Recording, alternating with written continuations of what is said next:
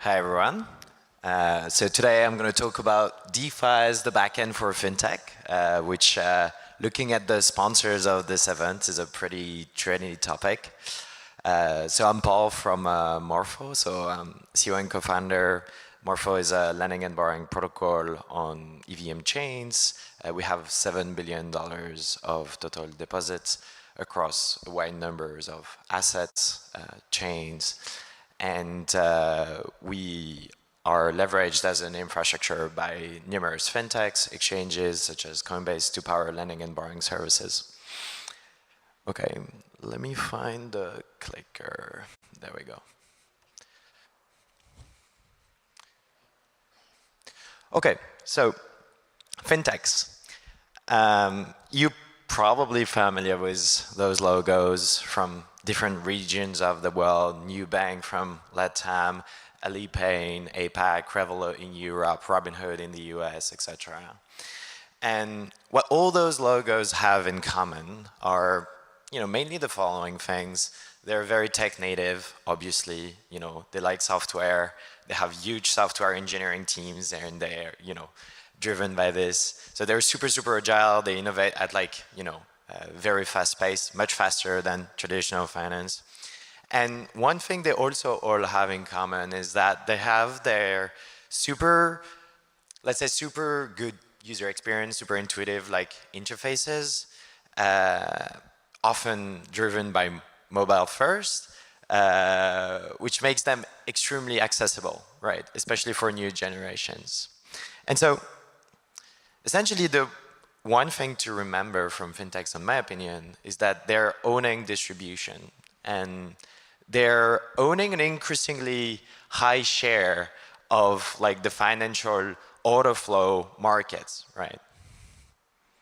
So Robinhood, for example, 25 million user plus. Coinbase, not exactly a fintech, we'll come to that, but 100 million users. Revolut, 50 million users, etc., etc. But the one thing that's interesting about those fintechs is that they own distribution, but they don't really own infrastructure, right? So you've noticed, you open your fintech app, you have a lot of money in it, and you can invest into ETFs, right? Or yield products that are in fact money market funds, bonds, etc. So software, has been very good at, owning distribution and creating those great user experiences through fintechs. But then all the capital is rooted to traditional infrastructure, right? And so you guessed it, the purpose of this talk is to essentially talk about how DeFi is an opportunity for fintechs to do a lot of things, but mostly to own not only distribution, but also to own infrastructure. And so we're going to chat about, what does that mean for them and how that's, going to enable them to supercharge their financial services and build the best possible products that we've ever seen in finance. So this is essentially fintech in the front and DeFi in the back. And we like to call this the DeFi mullet, where in the front, you only see the fintech. It's like a Web2 experience and has full feature parity with what you would have as your traditional fintech experience. But in the back, you have this mullet that is DeFi that supercharges those financial services, as you could see on Merlin. And so, okay, why is that interesting? Why does that supercharge fintechs? Mainly, in my opinion, 4 things, right? Initially, what we tried to sell DeFi as back, 10 years ago was DeFi was going to have those operational efficiency gains that's going to, remove a lot of the back office operations, et cetera, et cetera. That's kind of true, but really this is missing the point, in my opinion, of what are the 4 main benefits. And the first is efficiency. And so what do I call efficiency here? It's the idea that DeFi provides to all of those fintechs a unified backend. A unified backend that's going to share liquidity and orders globally. So what does that mean in practice? Is that you're taking a loan from Coinbase. The loan is powered by DeFi, which means that liquidity can be taken not only from the Coinbase liquidity, but could potentially be sourced from other sources. So, if Ledger integrates like an earn solution to provide yield, the USDC deposited in this earn can be actually funding the loans of Coinbase, right? For example, Morpho is both in Binance Wallet and the Coinbase app. So you could imagine that someone earning yield on Binance is actually earning those interests because someone from Coinbase is borrowing that capital. And you immediately see that we're moving away from a world where everybody has its own fragmented backend into like a unified backend where all orders get aggregated, which immediately means better liquidity, better pricing, etc. And you could already tell, and we'll talk about Coinbase back loans because obviously we're super proud to power like Coinbase with our lending services, but the rates that you get on as a retail on the Coinbase app through DeFi are insane compared to like the institutional lending markets. You get like a loan at 5%, Bitcoin backed, whereas like institutional lending markets trade at like 8 or 9. And so we even had like institutional like calling us and say, hey, why is the retail getting 5% while usually we beat the retail with our rates, we're getting 8. How is Coinbase achieving this? And the answer is Coinbase is sourcing liquidity globally. Everybody can see the opportunity to lend to Coinbase borrowers. And so everybody does it, and there is good competition and hence good rates. So that was number one. The second is ease of integration. And you could sum it up in open source, right? Or open in general. Frankly, you could build a neobank in less than a day with ChatGPT now. Because all the code base is open source, like all the account abstractions, all the tools are becoming plug and play in order to have wallet infrastructure, like gas abstraction, chain abstraction, etc.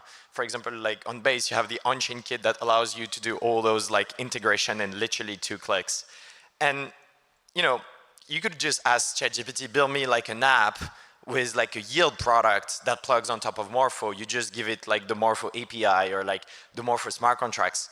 It does it in less than a day. Okay, maybe it will take a few prompts, but frankly, it's just super easy. And if you compare that to integrating with a TradFi API that is a black box and you can't easily integrate because you don't have such a community of open source code, well, it's actually quite insane. And we've seen Fintechs in France, in LATAM, integrate Morpho in like less than a week.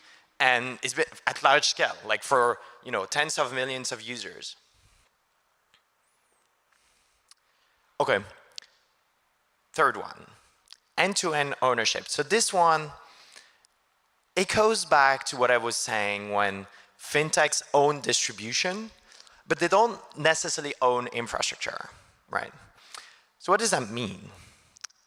Morpho is immutable, right? So I can't change the code like, when a fintech or an exchange integrates with Morpho to provide yield or to offer loans, well, the code can't change.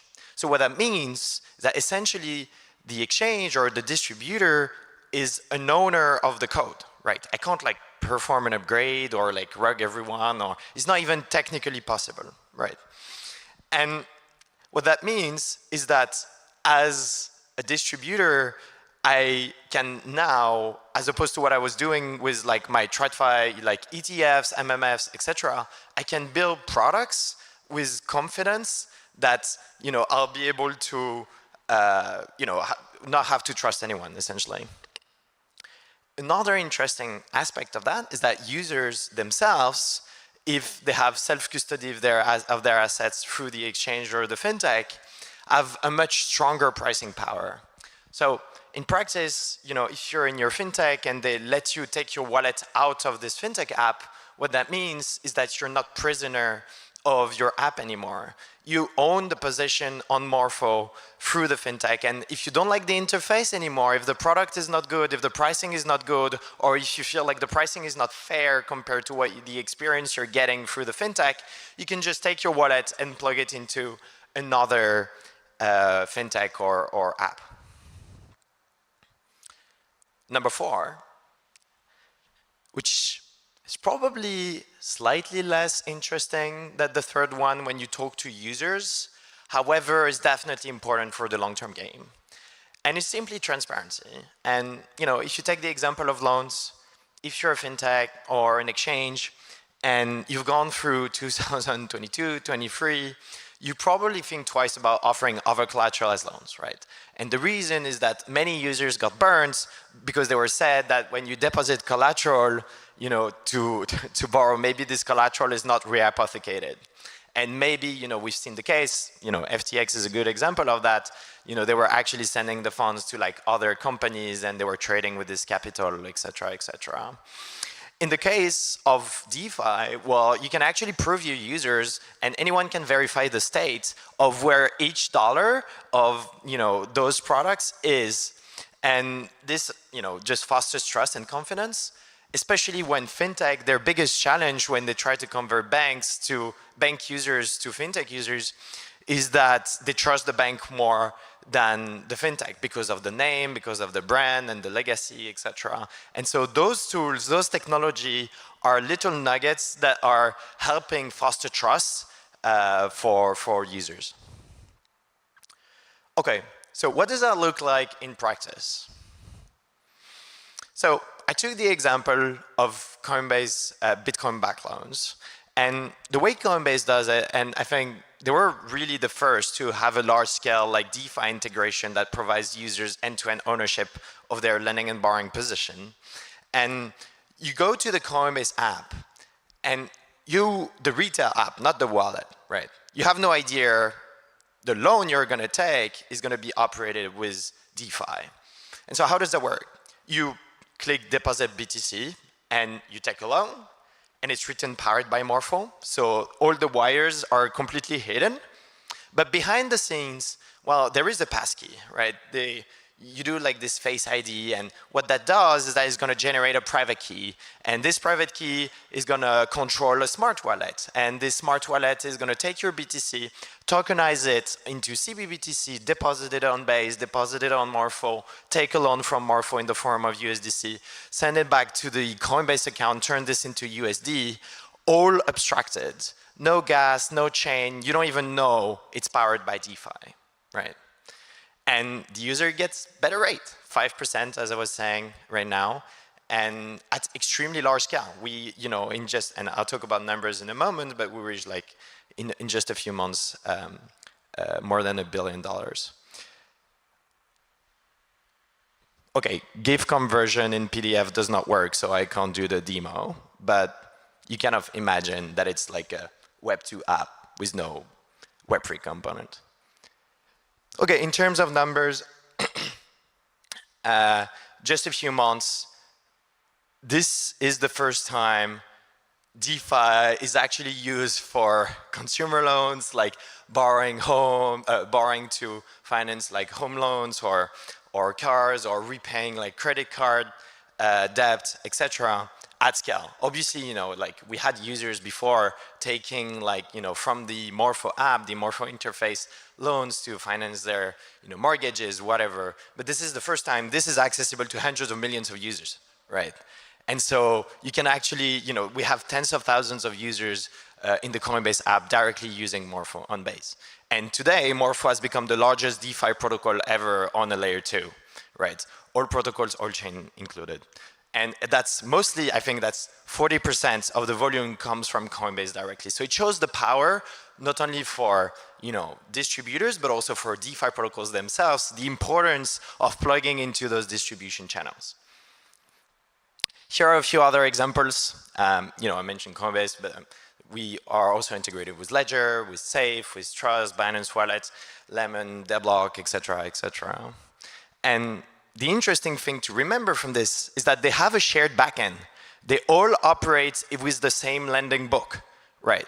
the yield of one is going to power the loans of the other and vice versa, right? And the goal, you guessed it, is to make this global, to be the internet protocol for financing that's going to connect anyone that has a need for financing with anyone that has an excess of capital and want to generate yield.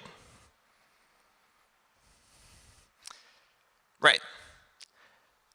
To finish, what we are observing, and I wanted to add this observation because I think it's very interesting, is that we're observing just a convergence of all those financial apps, right? If you look at like the Revolut, the Robinhood, the Alipay, Nubank, Klarna, they're all making steps toward the crypto world. And then you have on the opposite side, Coinbase launching a card, for example, making a step on the other side. And it's interesting to see that those two worlds are converging into like financial super apps that will have all the features powered by global rails, which are, DeFi and crypto rails. So what does that look like? And that's the final slide of this presentation, is a shared backend for everyone. We talked about exchanges, we talked about fintechs, we could chat about banks as well, which is like the next step in like this evolution. And they directly offer, financial products from the DeFi infrastructure. And maybe you need like a few intermediaries to interact with those primitive protocols. So in Morpho, we call them like asset curators, but in traditional finance, they're known as asset managers. And you have those like operators of DeFi that will interact with this global book. In the case of Morpho, that's financing, lending, but you could have like a Uniswap or a Hierodrome, like a trading book. And so you need those like smart players to operate at like maximum efficiency, those financial services on those global books to distribute. So that would be the asset manager in the graph, to distribute those into like exchanges, fintechs, banks, which from the previous slides we were saying are just converging at just like fintechs or, just one category. Okay, that's pretty much it. Thank you very much, and we'd love to take questions, if any.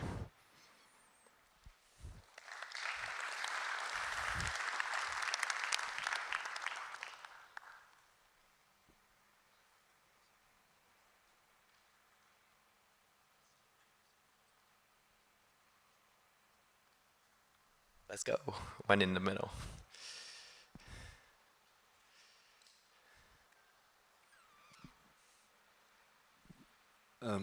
Thanks a lot, Paul, for a great presentation. Just maybe a naive question, but when you look at DeFi infrastructure, are there actors that somehow own DeFi infrastructure without, DeFi users or actors such as myself not really knowing it? I mean, for instance, whatever DeFi wallet I have or, DeFi interface, I use an iPhone, so to some extent I depend upon Apple or, So, could you elaborate on that? Because I'm thinking that, if there's such actors, they may come to realize that, they own DeFi infrastructure, or they could somehow claim a piece of whatever, the great value that DeFi adds that they don't necessarily realize now. But. Right. So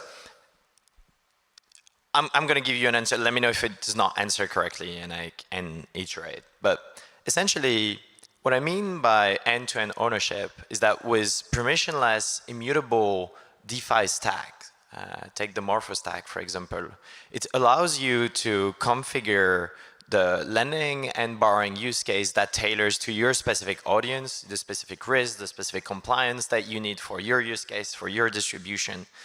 And it's immutable, meaning that no one owns it, and everybody owns it, kind of. Like, because no one can change it, then you kind of own it, and everybody owns it. So that's in that sense that I meant, like, everyone owns like the DeFi infrastructure of DeFi. And now to go more into your questions, I think that anyone that has distribution, whether it's like hardware, whether it's your media, because it's going to be so easy to integrate with financial infrastructure, I think anyone will end up, offering yield services or loans in one way or another. Like any hub that has some form of idle capital will, integrate in 2 clicks with like Morpho and generate yields. So I don't know if that correctly answers your question around the iPhone. Let me know if that's useful or if you need more clarifications. Thanks. Good enough. Thank you very much. Thank you. Anyone else? Oh, over there. Oh, we have to stop? Okay, sorry. Thank you.